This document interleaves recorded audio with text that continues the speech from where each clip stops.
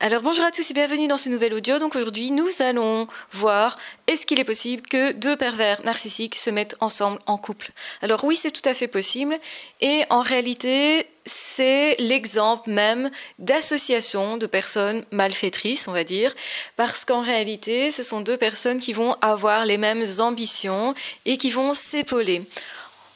En réalité, les pervers narcissiques, ils ont besoin d'avoir, si vous voulez, autour d'eux une cour. Ils ont besoin d'utiliser les autres. Et effectivement, pour ce faire, c'est intéressant d'avoir quelqu'un, par exemple, dans son entourage, qui est aussi pervers que soi. Alors évidemment, il ne faut pas que les deux pervers narcissiques passent leur temps à justement se combattre l'un l'autre. Si vous voulez, ils vont vraiment s'allier contre d'autres personnes. Pour faire ça, effectivement, il faut savoir mettre une partie de son ego de côté ou être tellement concentré sur la victime, sur d'autres personnes, que ça va fonctionner un temps. Et je dis un temps, pourquoi ? Parce que généralement, quand deux pervers narcissiques sont l'un face à l'autre, il y en a toujours un qui va dominer l'autre, il y en a toujours un qui va prendre le dessus sur l'autre. Et généralement, c'est ce que redoute un pervers narcissique, c'est de perdre son pouvoir, c'est de laisser tout pouvoir à l'autre. Donc, autrement dit, quand vous avez des couples comme ça de pervers narcissiques, à un moment donné, l'un va être le jouet de l'autre et va en souffrir, va vraiment être dans une position de dominer, et c'est précisément ce qu'il cherchait à éviter.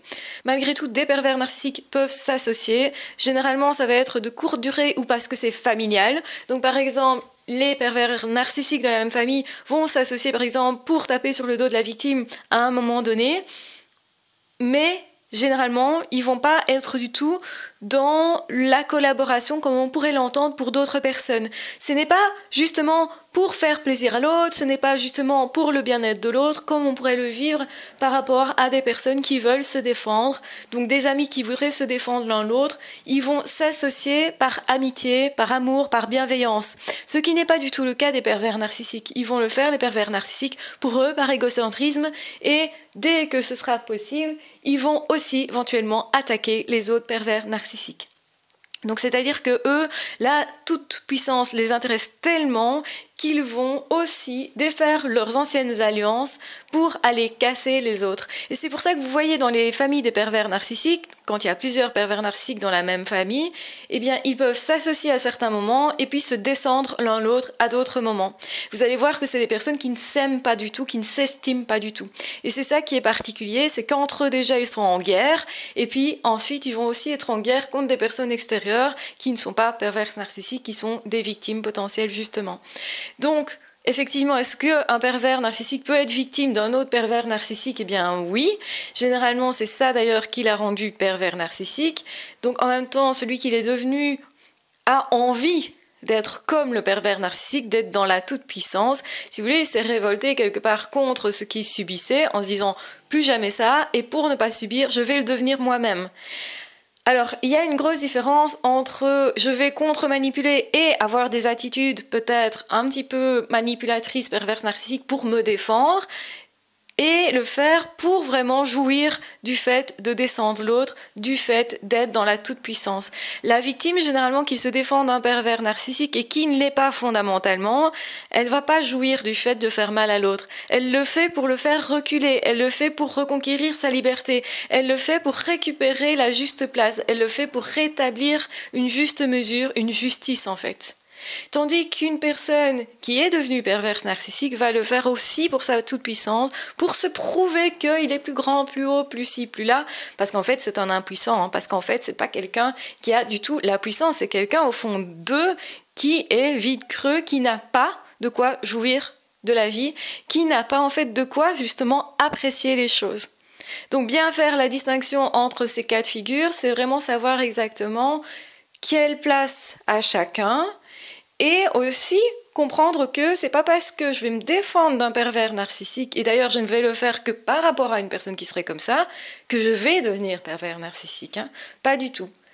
Donc c'est-à-dire que pour moi, la toute-puissance, l'ego, etc., je n'envie pas ça, je ne valorise pas ça. Ça ne fera jamais partie, si vous voulez, de mes valeurs, même si j'ai des attitudes à certains moments par rapport à des personnes comme ça, pour me défendre, pour les faire reculer, pour leur faire peur éventuellement, ou pour trouver un échappatoire justement, pour me sauver moi.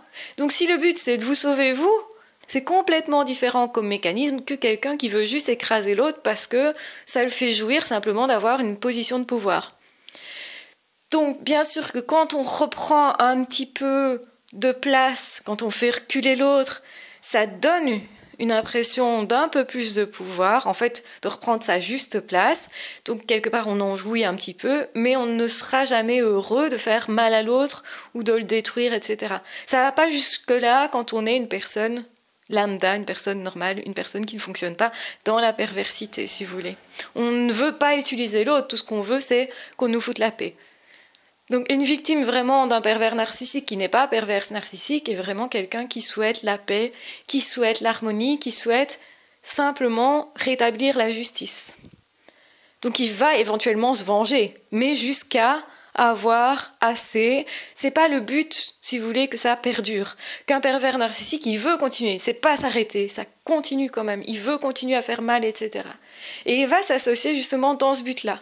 Donc oui, voir 2 pervers narcissiques en couple ensemble, c'est possible, ou 2 prétendus amis pervers narcissiques ensemble, c'est tout à fait possible, et voir des personnes de la même famille s'allier alors que ce sont tous des pervers narcissiques, c'est tout à fait possible. Mais ça ne veut pas dire qu'à tout instant ils vont s'épauler. Vous allez remarquer qu'en fait, entre eux déjà, ils ne s'entendent pas.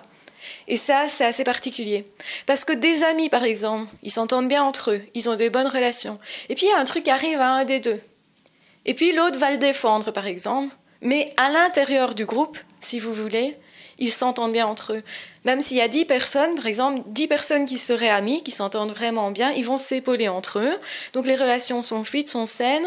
Il n'y a pas de jeu de manipulation réellement l'un par rapport à l'autre. Il n'y en a pas un qui cherche absolument à avoir le pouvoir, à écraser, à faire mal, etc. Ça, non.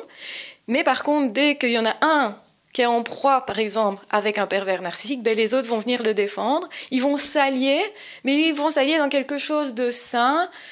Donc on défend les personnes qui font partie de notre groupe, des personnes qu'on estime. Et heureusement que ça existe, ça, cette solidarité-là, parce que l'amour est vraiment là aussi. C'est-à-dire, je vais défendre aussi la personne qui est en souffrance.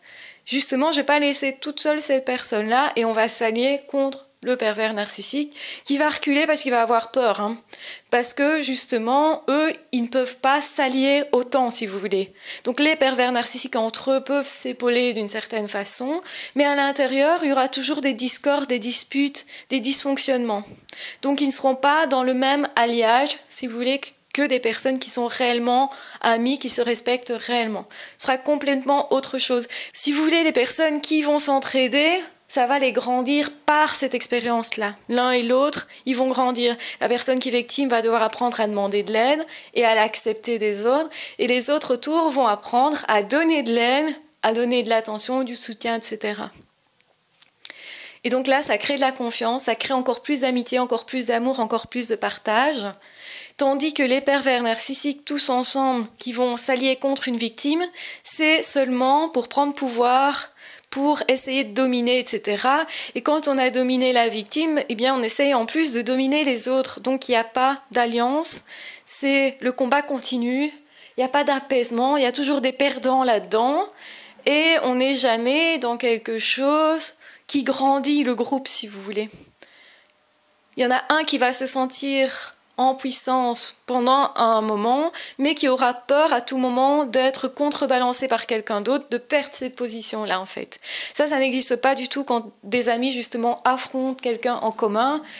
Ben, comme chacun met au service ses forces, donc il va donner aux autres, c'est possible, justement, pour être plus forts ensemble, et aussi pour consolider les liens relationnels, donc ils se sont ensuite grandis de ça, de ces expériences-là, et ils le font pour rétablir l'ordre, ou pour justement sauver quelqu'un, protéger quelqu'un. Ils vont pas le faire pour détruire l'autre. Le but, l'objectif n'est pas le même non plus.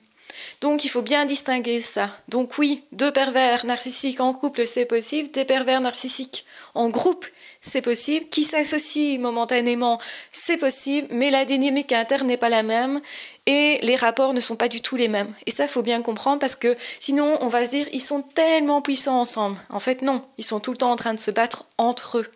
Vous allez voir justement des crises comme ça, de prise de pouvoir, des crises égotiques, des pertes comme ça de repères à certains moments. En fait, ils se crêpent l'un l'autre, quoi. Ils s'ennuient l'un l'autre, ils se disputent l'un l'autre. Et en réalité, la victime, quand elle voit ça, elle pourrait tout à fait utiliser le fait que ces personnes ne s'entendent pas entre elles pour justement créer encore plus des discordes, pour encore plus faire peur aux personnes qui voudraient la puissance, etc. Dire à l'un, mais l'autre, il est plus puissant que toi, ou tu sais, financièrement, il gagne mieux que toi, ou sa femme est plus jolie, ou il réussit mieux que toi dans la vie, ça va créer, si vous voulez, de la discorde parce que ça touche leur ego, et c'est là qu'ils sont sensibles, et c'est comme ça qu'ils vont encore plus être en colère les uns contre les autres, et donc pas s'allier finalement. Donc vous pouvez aussi jouer cette carte-là, c'est une piste en tout cas que je voulais aussi vous apporter. Voilà, je vous embrasse bien fort, je vous aime très fort, prenez bien soin de vous et de toute façon on se retrouve très vite dans d'autres vidéos ou dans d'autres audios. Ciao, bye bye.